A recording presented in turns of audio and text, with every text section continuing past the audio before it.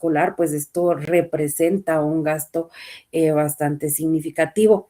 Ahí es cuando nosotros vemos que esta afluencia de dinero dentro de la economía es bastante baja. Em, si yo les pregunto a ustedes en qué puntos del año observan que hay una cantidad, llamémosle, excesiva en cuanto a dinero, ¿qué me pueden decir? A ver.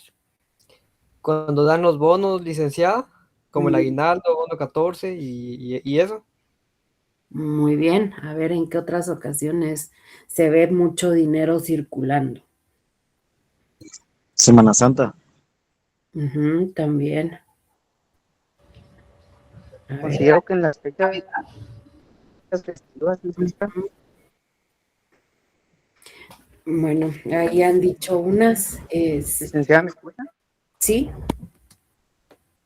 sí, Edgar. Sí, yo le decía que en las fechas festivas, yo creo que son días en donde circula tanto dinero Así, porque mucha gente sale a pasear o a divertirse, ¿verdad? así es, correcto. Entonces, en esos puntos nosotros vamos a ver mucha circulación de dinero. Si nosotros nos vamos un poquito, por ejemplo, al ingreso de remesas, vamos a ver que el ingreso de remesas va a apuntar, por ejemplo, a las fiestas de fin de año, al Día de la Madre, pero hay otro punto en el cual es así súper inmediato y que entonces todos los comercios empiezan también a sacar promociones, a querer captar ese flujo de dinero. A ver. El Black Friday. Sí entraría, pero es casi, ese pasa así mucho más seguido que las fechas festivas, a ver si le atinan mis colegas economistas.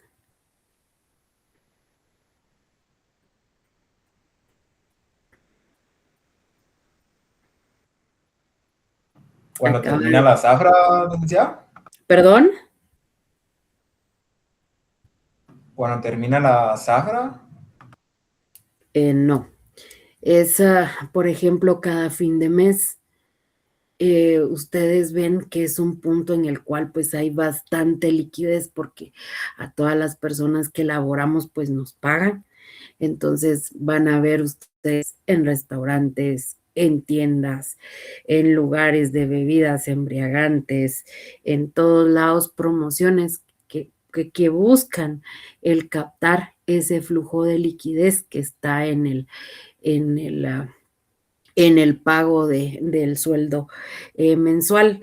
Entonces, este ejercicio es para que ustedes vean que desde qué punto, pues ya con este pensamiento, este principio de William Petty, el cual pues yo ya nos habla de un punto en el cual es sano el poder tener dinero, que debe haber un flujo sano de dinero, que hay un exceso de dinero y cuando aparece, por ejemplo, si nos situamos en este punto en el cual pues nos enfrentamos a las decisiones del presidente Trump en cuanto a aranceles, en cuanto a medidas eh, que han causado cierto bajo consumo ya en la población estadounidense, si nosotros como uno de los socios comerciales de Estados Unidos, pues nos encontramos en un modo precaución, en un modo espera en cuanto al dinero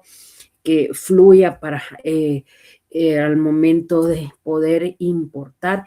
Imagínense ustedes como empresarios estar a punto de exportar con estos socios comerciales y están en guerra, hay conflicto. Entonces, en este punto, tanto las empresas como cada agente individual empieza a ahorrar dinero, empieza a guardar ¿Por qué? Porque no busca ese consumo, no quiere salir a invertir. ¿Por qué? Porque es una etapa en la cual hay mucho riesgo. Entonces, en ese punto empieza a limitarse ese flujo de dinero también. Entonces, acá, pues, Petty nos habla de que hay un exceso de dinero que en cierto punto, pues, también se vuelve improductivo. Ese exceso, pues, ya va y se coloca en las arcas reales, es decir, como en los bancos. Y esto, pues, refleja una lógica de control en cuanto a la circulación. Y estas, pues, son unas prácticas en cuanto al mercantilismo, perdón, en cuanto al mercantilismo. Eh, Acá pues ven que el metal precioso pues buscan si al momento como hay demasiado en circulación pues recoger todo ese dinero para evitar que haya no solo una inflación, sino que haya una fuga de capital. Él habla en esta época una fuga de metales. Acá, como ustedes ven en la pantalla, él habla de la metáfora del dinero. Para Petty, pues el dinero es la grasa del cuerpo político. Esta, pues, le resta agilidad y lo pone enfermo. A ver, ¿qué entienden ustedes en este punto de la metáfora de Petty? A ver, colegas.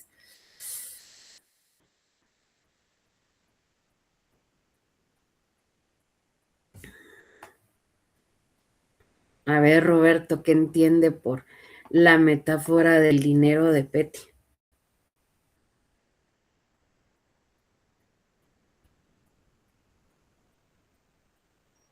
Porque si no se mueve, no sirve. Ujú. ¿Qué más?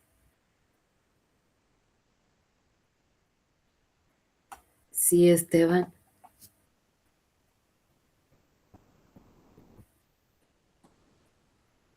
Licenciada, asumo que Petty se refería a las malversaciones de fondo, al mal uso del dinero, y aparte de eso, que el dinero es una tentación para los políticos, ¿verdad? Bueno, aquí pues Petty gracias colegas por el aporte. Acá pues Petty se va a referir que el dinero es una grasa porque él emplea esta metáfora en cuanto a fisiología, que la grasa va a ser aquel exceso de dinero que va a hacer que la economía pierda eficiencia, pierda agilidad, mientras que una cantidad adecuada pues va a poder facilitar ciertas transacciones. Acá pues ve que del mismo modo pues que la grasa es necesaria para poder lubricar los músculos, nutrir el cuerpo cuando falta el alimento, pero no debe ser excesiva.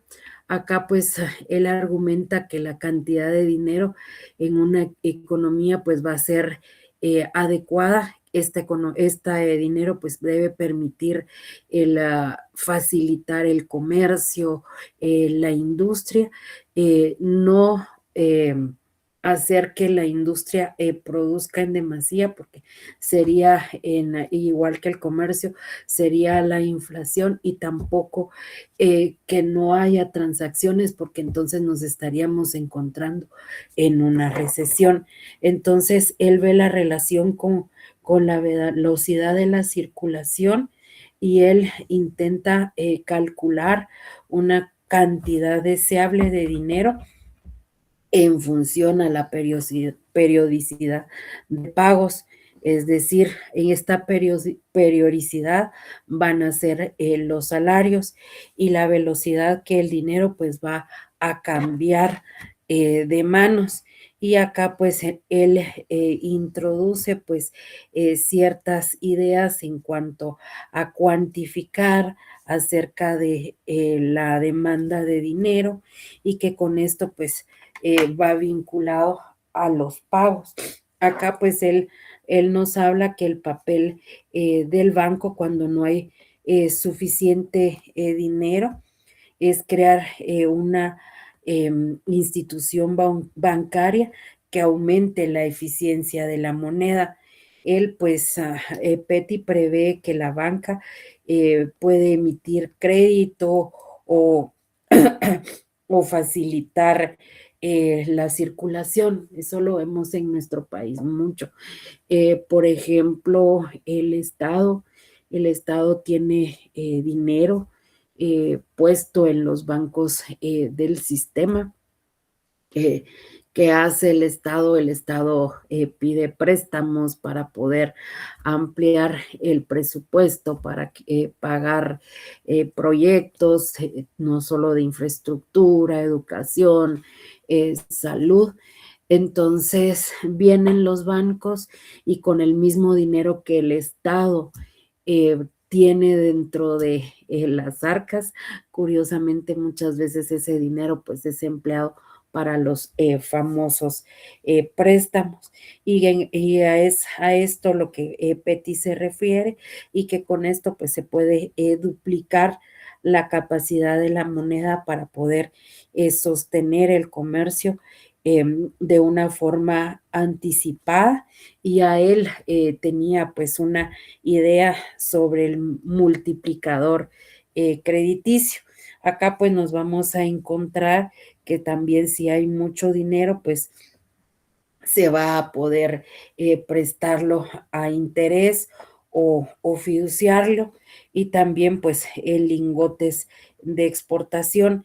Y acá pues son soluciones para poder evitar el exceso de deterioro en la economía local.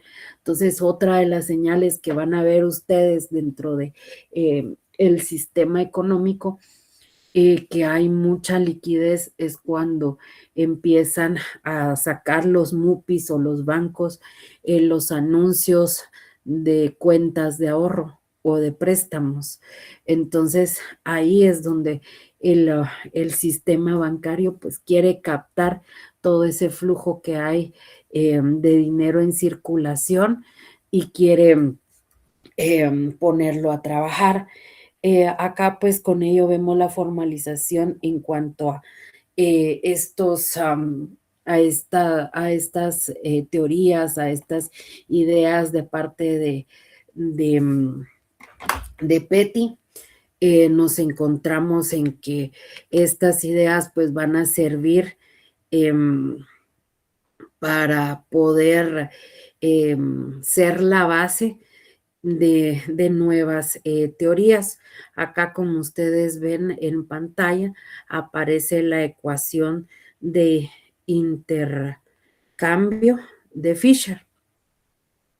Esta ecuación pues toma como base los principios que tiene Petty, aunque Petty no escribió esta ecuación cuantitativa de dinero, como lo ven en la forma que ven acá en pantalla. Esta ecuación pues es la ecuación de Irving Fisher, que es desarrollada a principios del siglo XX, va a ser formalizada precisamente dada los aportes de William Petty, que lo hacen pues muchos tiempo antes, entre la masa monetaria, la velocidad del dinero y el nivel de precios. Y vemos que esta ecuación pues va a ser parte fundamental de la teoría cuantitativa del dinero, y se expresa como la ven acá en pantalla, que la cantidad de dinero pues va a multiplicar a la velocidad en circulación, y que esto pues va a ser igual al nivel de precios multiplicado al Producto Interno Bruto. Entonces acá con ello vemos que Petty pues conecta explícitamente con esta, Fisher conecta con con este criterio que Petty pues tenía, él propone esta ecuación que es una identidad contable y que siempre pues se va a cumplir, ya que el valor total de lo que se paga debe ser igual al valor total de lo que se compra. Acá pues Petty sugiere que la demanda de dinero pues va a depender de la frecuencia de pagos. Esta pues va a ser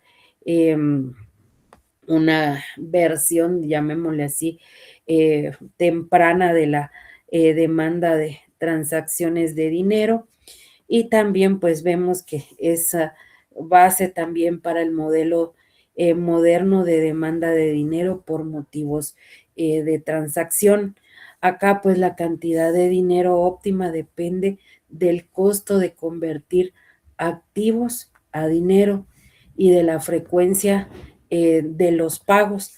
Acá pues Petty vincula a esta cantidad de dinero con la periodicidad de la nómina y de la circulación. Acá pues vamos a ver también que hay un multiplicador bancario y crediticio y según Petty,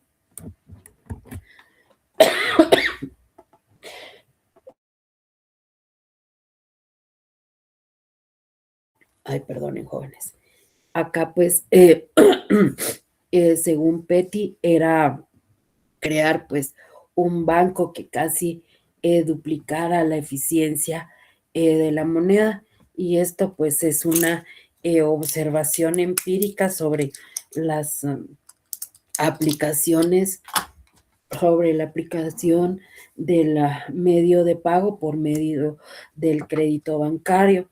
Acá si lo traemos a la actualidad, esto sería el multiplicador monetario, es decir, la relación entre la base monetaria y la oferta monetaria.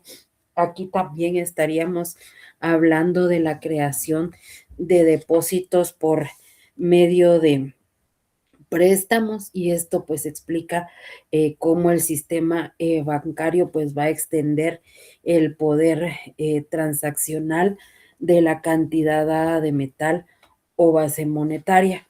Acá pues vemos que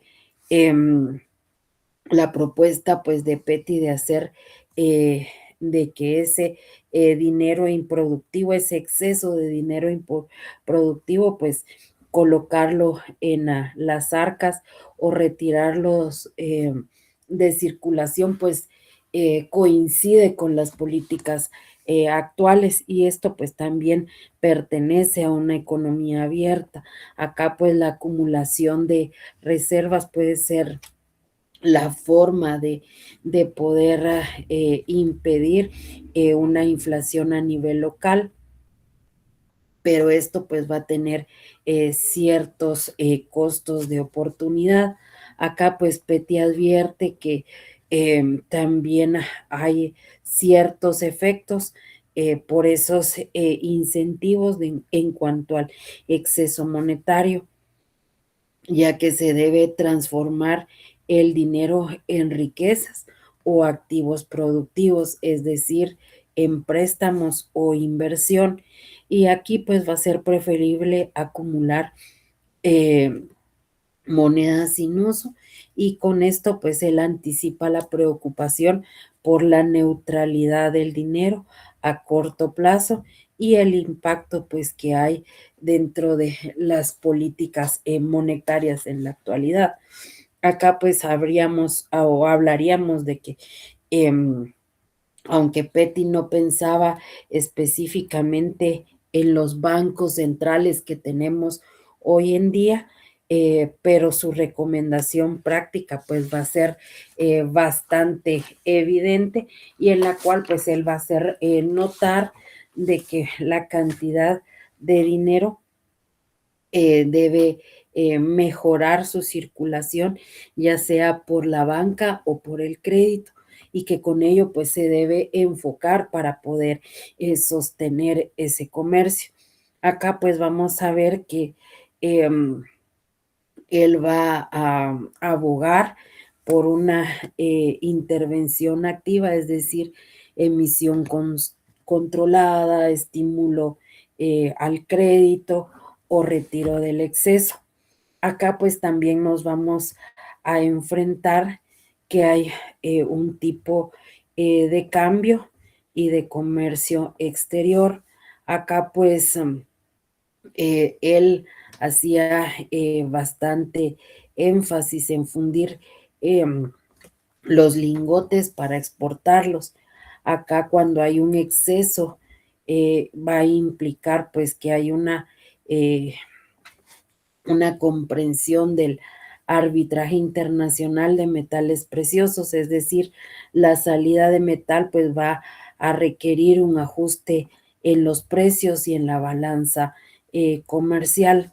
Acá pues como les mencionaba, la metáfora de la grasa, pues advierte que concentrar la moneda, es decir, la acumulación en manos soberanas o privadas, como en el caso de los bancos, pues de cierta manera el dinero inactivo pues es una fuente de ineficiencia dentro de la economía y de cierta manera pues va a crear cierta inestabilidad.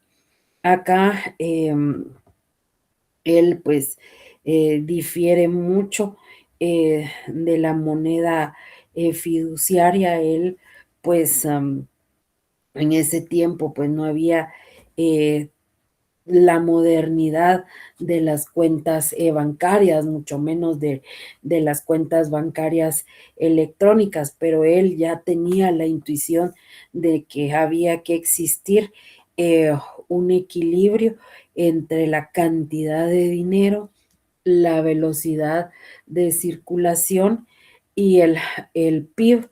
Entonces, con ello, pues vemos que esto es como que una base para las políticas monetarias modernas que deben gestionar tanto la oferta de dinero como la velocidad de circulación.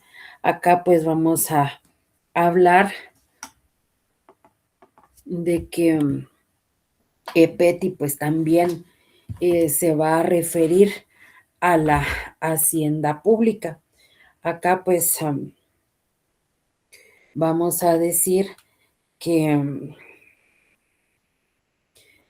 Petty habla en su tiempo que el Estado pues va a recaudar mediante rentas reales.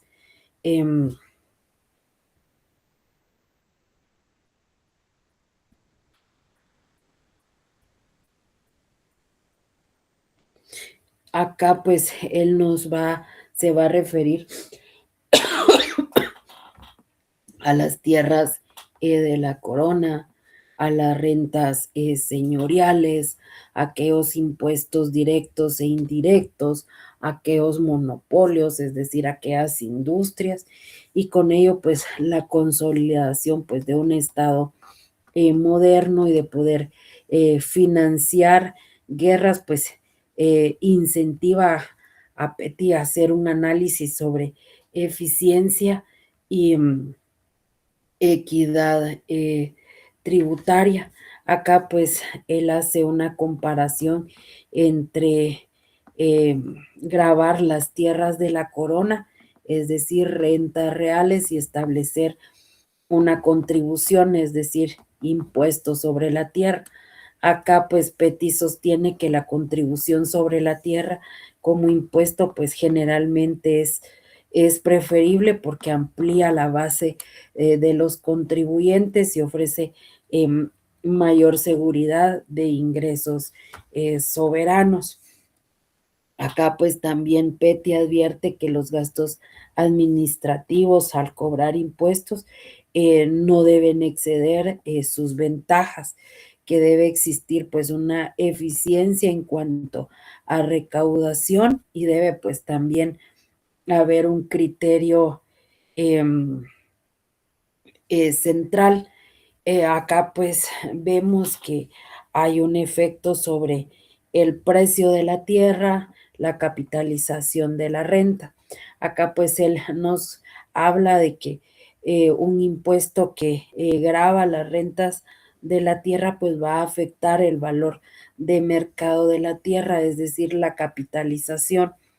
Acá pues él dice que el valor actual de una renta gravada pues se va a reducir, por lo que el precio, la capitalización de la tierra pues va a tender a bajar. Acá pues también él nos dice que hay diferentes efectos según el plazo de arrendamiento.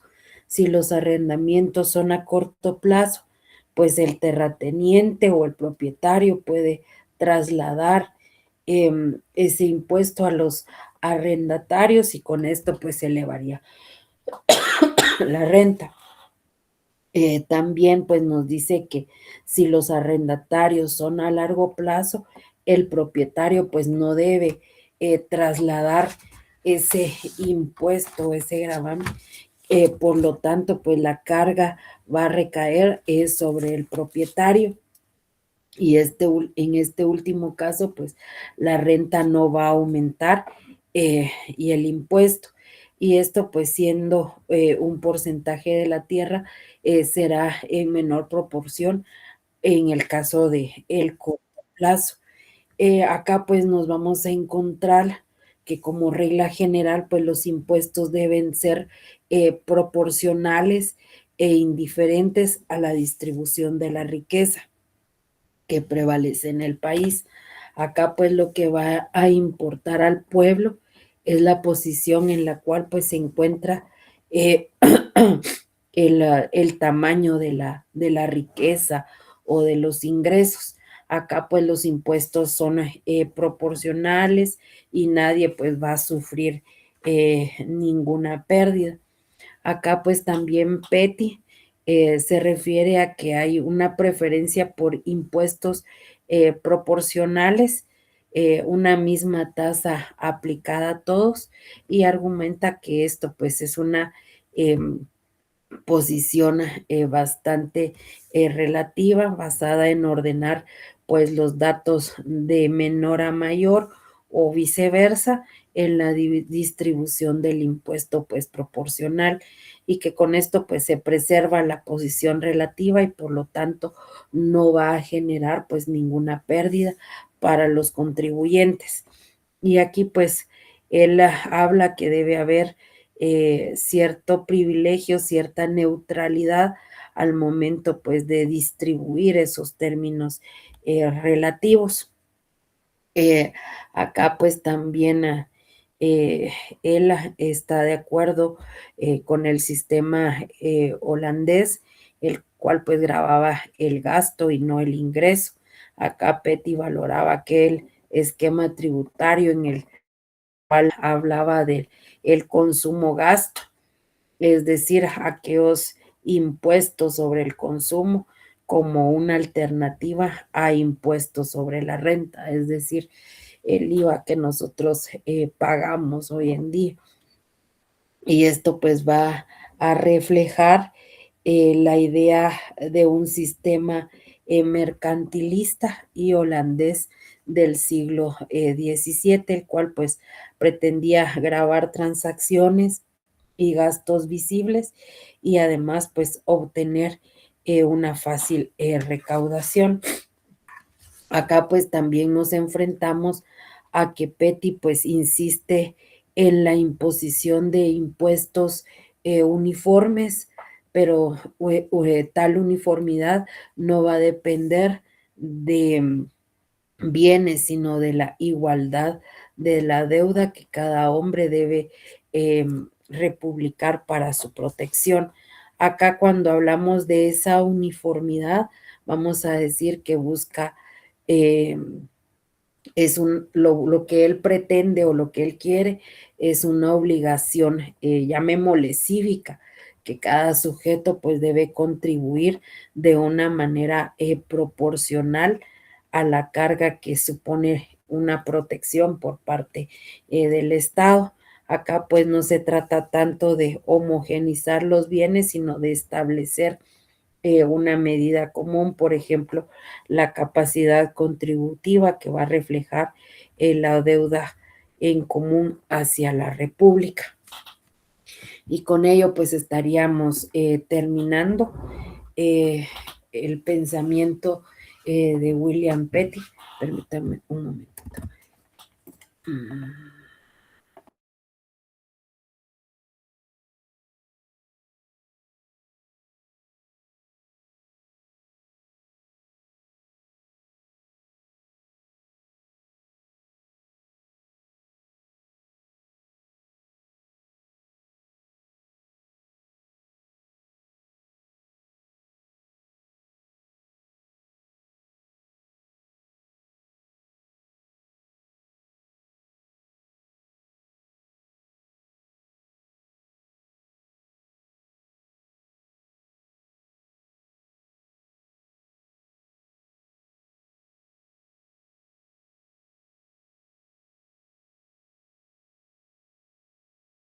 Gracias, jóvenes, disculpen.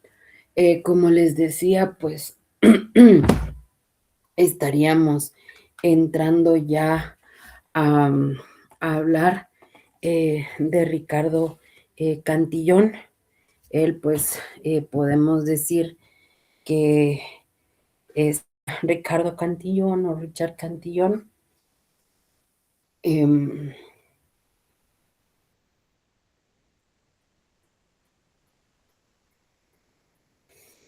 Nacido de la aristocracia de la Irlanda rural, se vio obligado pues a abandonar su tierra natal cuando se da la invasión de Oliver Cromwell, y con esto pues hay un despojo a su familia de todas aquellas propiedades.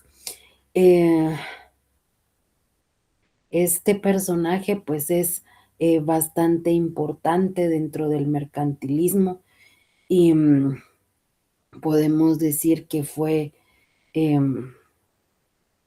si William Petty fue el padre de la estadística aplicada a la economía, podemos decir que Cantillón fue quien le dio forma a este sistema, le dio forma a las propiedades.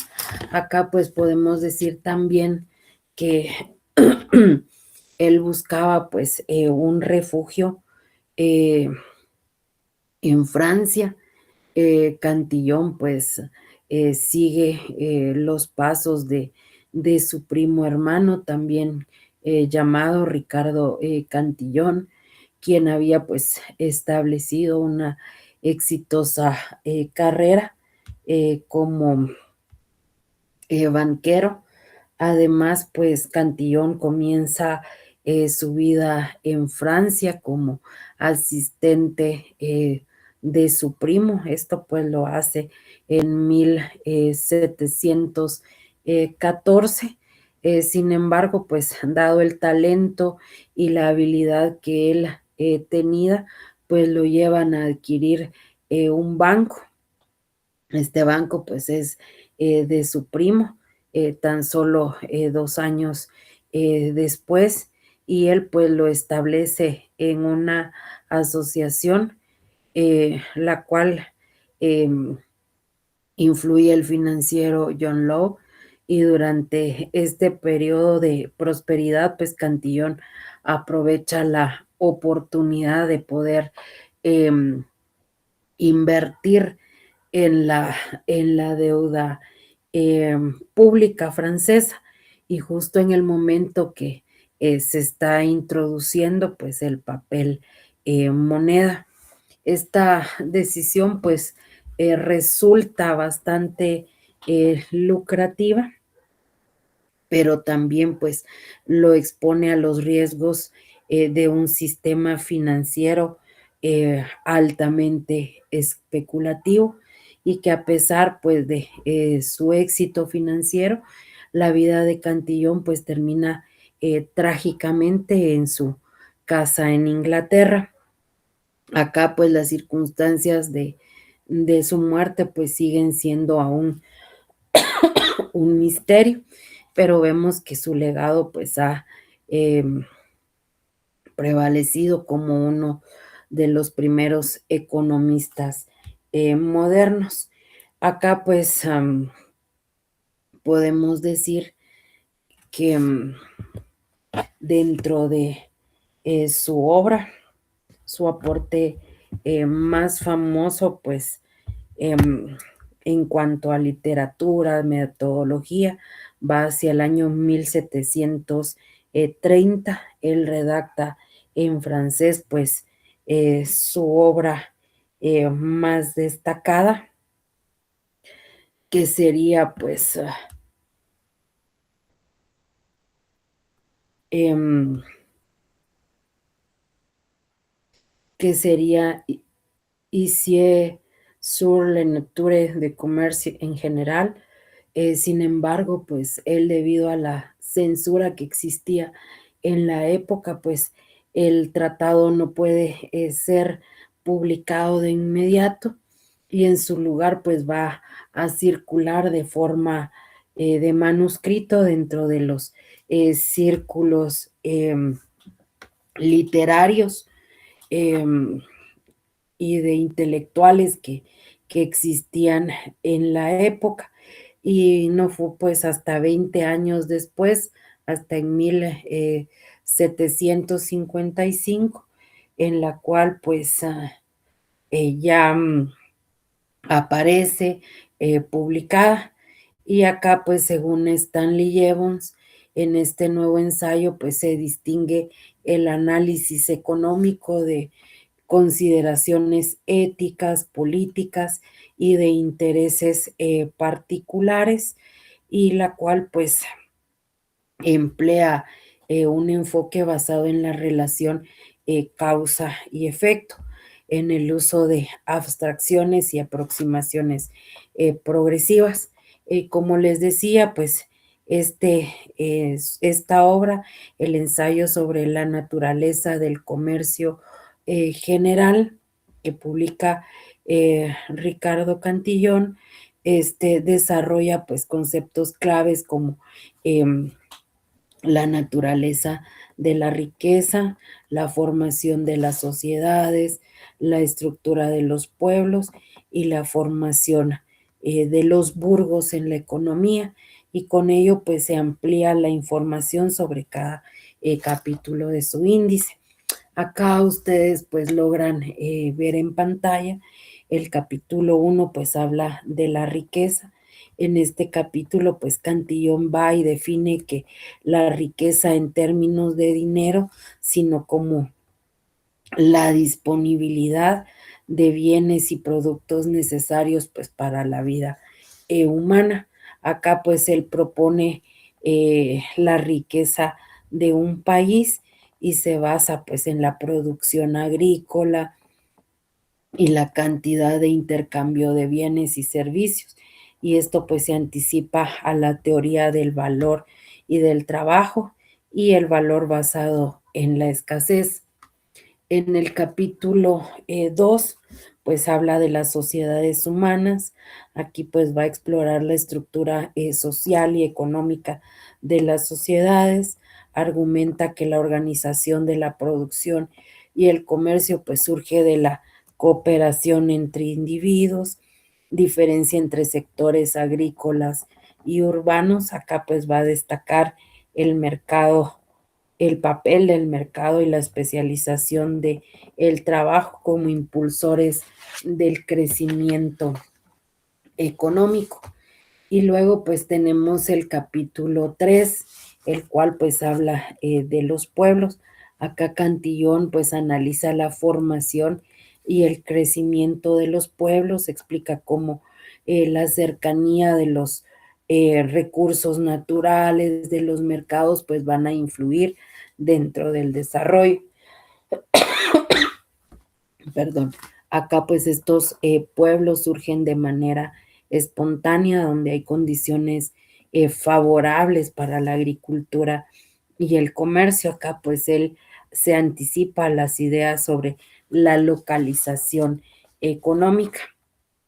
Y acá en este cuarto capítulo, el cual pues habla de los burgos, este capítulo pues aborda el papel de los burgos o aquellas pequeñas ciudades, se recuerdan, que comerciales en la economía, en las cuales pues Cantillón explica cómo estas comunidades se convierten en centros de intercambio que van a facilitar el comercio entre productores agrícolas y los distintos mercados urbanos. Acá pues resalta la importancia de la demanda local en la expansión de estas comunidades, y en este capítulo pues se examina la evolución de las grandes ciudades y su relación con la actividad económica en este capítulo 5.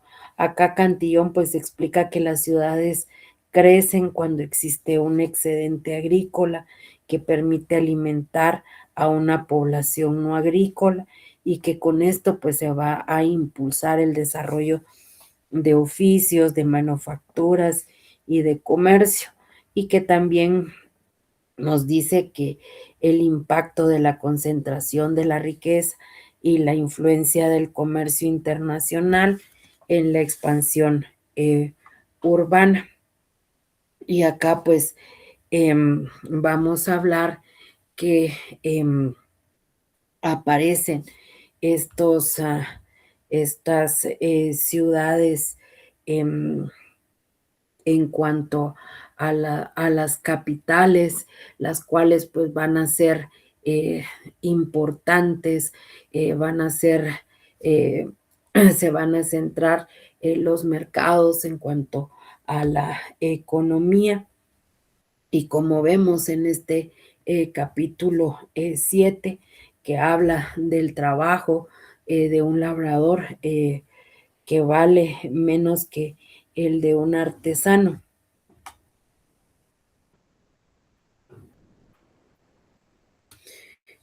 Cuando yo les hablo, por ejemplo, en este capítulo 7, de que el trabajo de un labrador vale menos que el de un artesano, ¿ustedes qué piensan? ¿Por qué puede ser eso?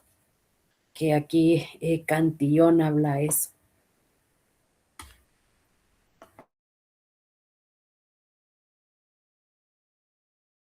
A ver, joven.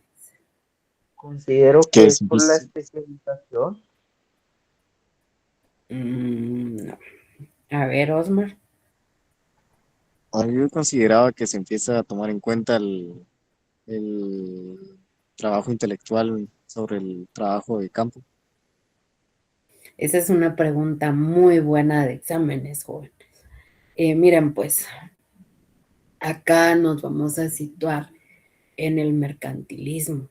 ¿Qué es lo que mira el mercantilismo? A ver, El comercio. correcto. Entonces, él va a hacer cierta diferencia, él va a menospreciar, por llamarlo así, eh, el trabajo de, de la, del labrador, es decir, aquí él empieza a hacer o introduce la diferencia del valor del trabajo. Él argumenta que el trabajo de un labrador, de un campesino, va a ser menos valorado que el de un artesano, no porque sea menos importante, sino por los factores económicos y por el mercado. Entonces, acá vamos a decir que un artesano pues va a requerir un tiempo de formación. Se recuerdan que en un punto yo les dije que los artesanos pues aceptaban aprendices, mientras que en la agricultura pues va a depender más del esfuerzo físico. Entonces aquí entraríamos en condición de oferta y de demanda.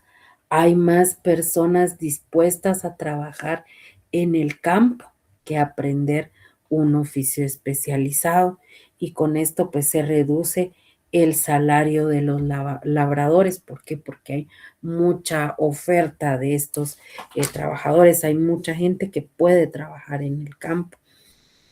Acá los labradores pues van a trabajar en ciclos marcados por las estaciones. Acá pues uno de los colegas mencionó la zafra. Ese es un ciclo estacional.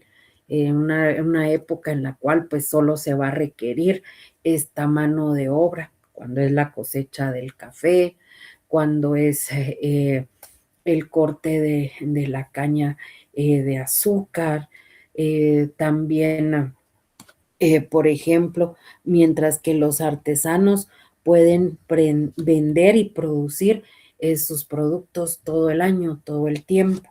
Y esta pues observación pues se anticipa a lo que hoy tenemos como la teoría del capital humano, que posteriormente pues fue expuesta por economistas como Adam Smith y Gary Becker.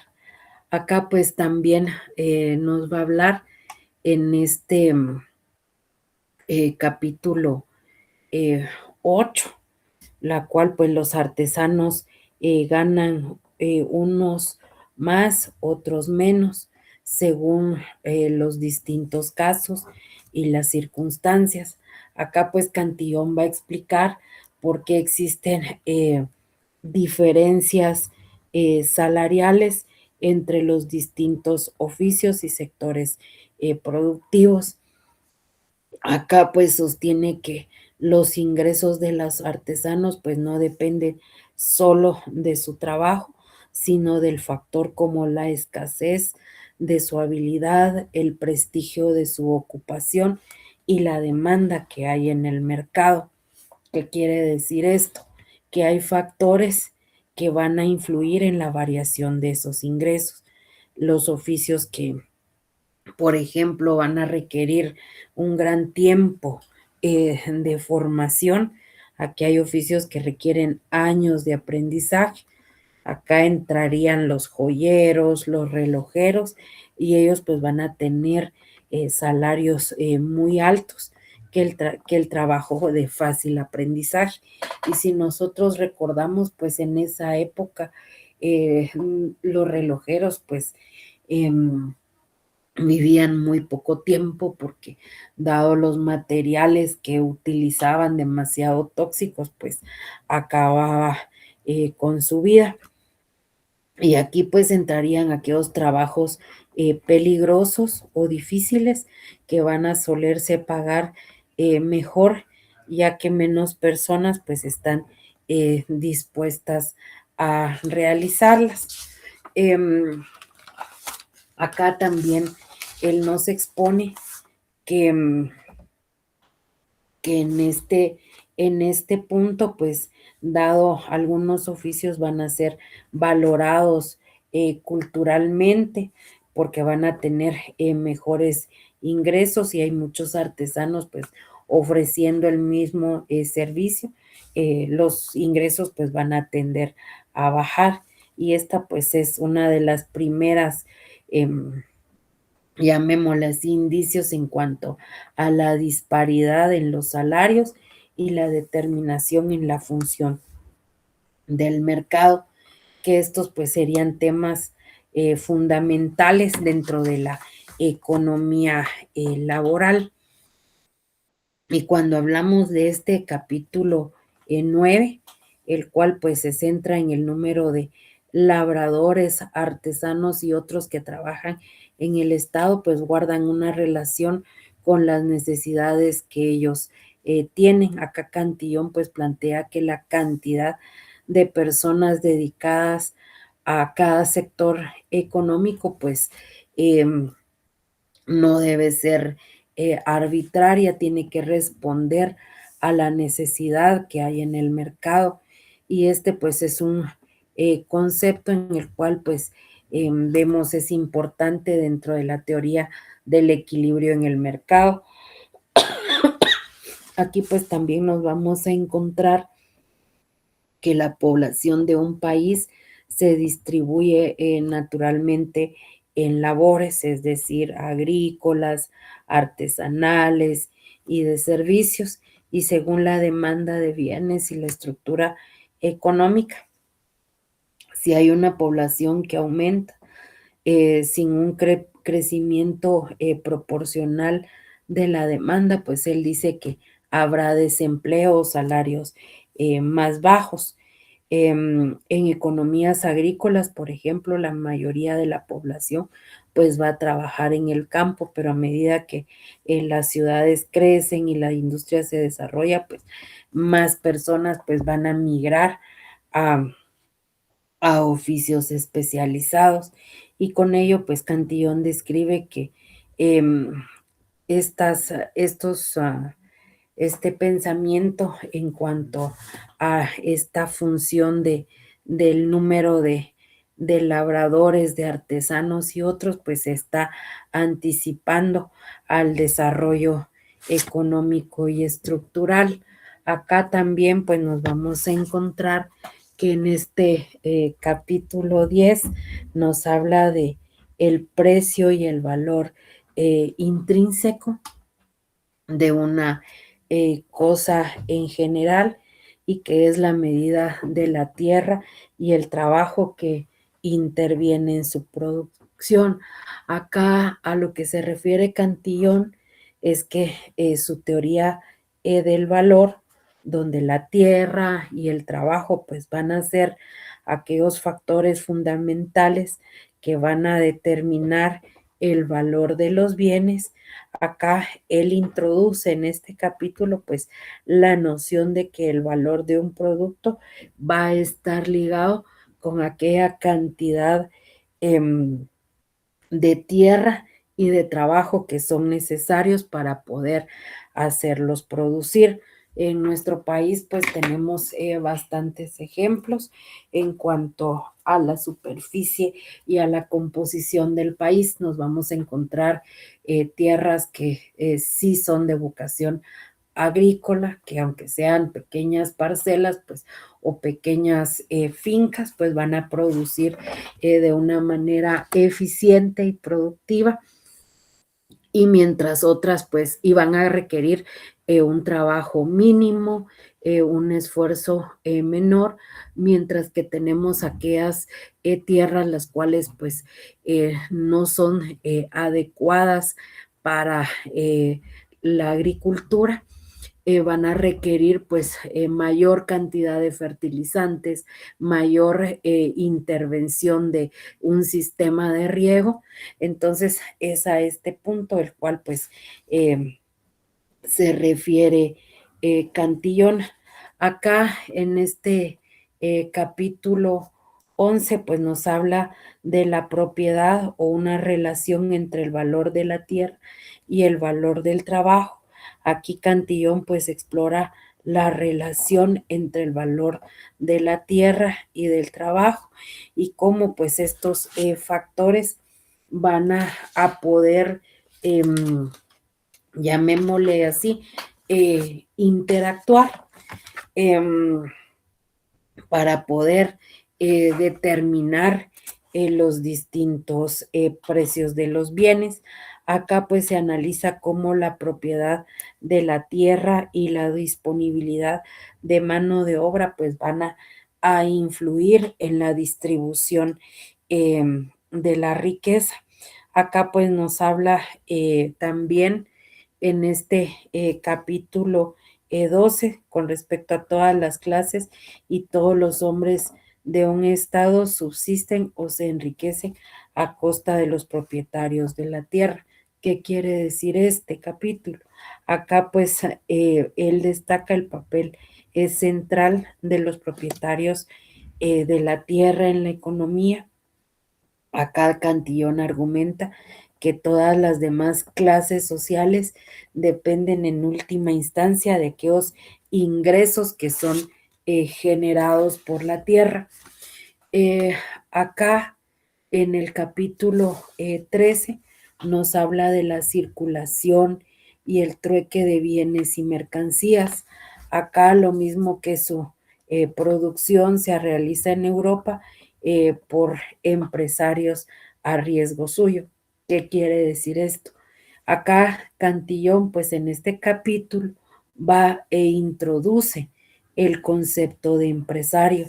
Esta pues va a ser una figura clave dentro de la economía, y acá pues describen cómo los empresarios asumen los riesgos, al poder comprar materias primas, contratar mano de obra para producir los bienes, llevarlos al mercado. Y acá pues nos vamos a encontrar con este capítulo 14, el cual pues nos va a hablar de las fantasías, modos y maneras de vivir del príncipe y en particular de los propietarios de las tierras que se destinan en un estado y causan en el mercado las variaciones de los precios de todas las cosas. Acá en este punto, en este capítulo, perdón, resalta la influencia del consumo de los terratenientes y del príncipe en la economía, ya que sus gastos y caprichos pues van a influir en la demanda, por lo tanto, en los precios de los productos. Recordemos que en esa época pues las monarquías pues vivían a grandes lujos, por eso pues también fueron creando conflictos y todavía aún pues en la actualidad, aunque no tienen representatividad, por ejemplo, en Inglaterra pues siguen considerando y en España que son una de las monarquías que aún persisten, aunque no funjan su papel como tal, los tienen como parásitos. Y acá pues en este capítulo 15 nos habla de la multiplicación y el descenso en el número de habitantes de un estado, pues van a depender principalmente de la voluntad, de los modos y maneras de vivir de los terratenientes. Acá pues en este capítulo nos habla de la relación que existe entre el terrateniente y la población. Y aquí Cantillón pues argumenta que las decisiones de los terratenientes sobre cómo utilizar sus tierras y sus ingresos pues van a afectar el tamaño de la población. Y en el capítulo 16 pues nos va a hablar que cuanto más trabajo hay en un estado, tanto más rico se considera naturalmente. Acá pues Cantillón va a establecer que la cantidad de trabajo disponible en un estado pues va a ser un factor importante en cuanto a la riqueza. Acá pues él nos muestra cómo el trabajo contribuye a la producción de los distintos bienes y servicios, y esto pues impulsa el crecimiento económico. Y acá pues Cantillón en el capítulo 17 analiza el papel de los metales preciosos dentro de la economía, el oro y la plata, el cual pues explora como la producción de estos metales y la circulación pues que va a afectar los precios y la actividad en general. Acá Cantillón es considerado pues uno de los precursores de la economía moderna, y el cual pues desarrolla la teoría económica clásica, el pensamiento de economistas posteriores. Y además pues en este capítulo 18, el cual pues Cantillón estudia la cantidad de oro y plata que se extrae cada año y cómo esta cantidad pues va a impactar la circulación monetaria. Explica pues cómo el flujo de metales preciosos pues afecta el comercio y el poder adquisitivo. Y aquí pues estaríamos hablando del capítulo 19, el cual pues nos dice que cómo los costos de extracción de oferta y demanda pues determinan los precios de los metales, el precio del oro, como les había dicho. Y aquí en el capítulo 20 pues va a examinar el flujo de metales preciosos entre naciones y cómo esto pues va a impactar dentro de la economía interna, y también pues va a hablar de cómo la acumulación y la pérdida de metales va a afectar al comercio y la inflación. Y con esto pues yo daría por concluida lo que respecta al mercantilismo. Estaríamos abordando próximamente pues ya otro nuevo punto, que sería el último punto antes de entrar al segundo parcial. Y antes de hacer esto, pues también les quiero dejar una tarea. Esta pues la van a hacer de manera individual. Ustedes pues se van a situar en un país en el cual pues hay un déficit comercial. Se van a situar en la época del mercantilismo y ustedes pues van a ser miembros de un equipo económico de ese país que enfrenta ese déficit comercial. Aquí ya lo tenemos en Guatemala y acá pues lo vamos a abordar desde la óptica mercantilista de esa época. Por favor, jóvenes, tomen nota de esa época, no vayan a confundir con cuestiones actuales, y el objetivo pues va a ser hacer que ese país pues sea, exista superávit comercial, que logre acumular riqueza de forma pues de metales preciosos, de bullonismo, es decir, de oro y plata. Ante esta situación, pues, ¿qué políticas económicas implementarían para revertir el déficit y lograr pues ese superávit comercial? Deben analizar cómo estas medidas proteccionistas y que son mercantilistas pues podrían afectar el comercio internacional, la relación con otros países, la balanza de pagos y la acumulación de riqueza en forma de materiales preciosos. Y también pues el desarrollo económico en el largo plazo.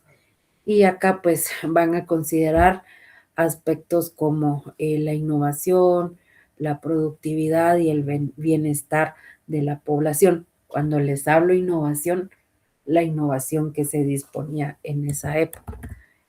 Por favor, jóvenes, y con esto pues yo estaría concluyendo, perdón, jóvenes, la clase del día de hoy. Tienen el profesor Sebastián pues va a estar habilitando el espacio para esta tarea. Tienen mañana a la media noche para entregarlo.